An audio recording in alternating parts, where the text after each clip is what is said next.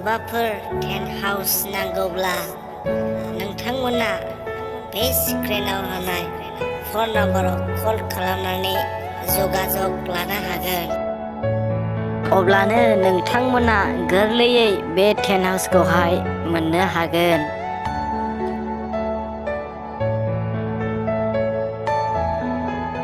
स्टाइलखौ नोंथांमोननि थिननाय बायदिनो बानायनाय जागोन। नोंथांमोना जिबायदि स्टाइलखौ थिनगोन बेबायदि स्टाइलखौनो मावनाय जागोन। बेनिखायनो नोंथांमोना कन्टेक्ट खालामदो। खम बेसेनावनो नोंथांमोना मोननो हागोन।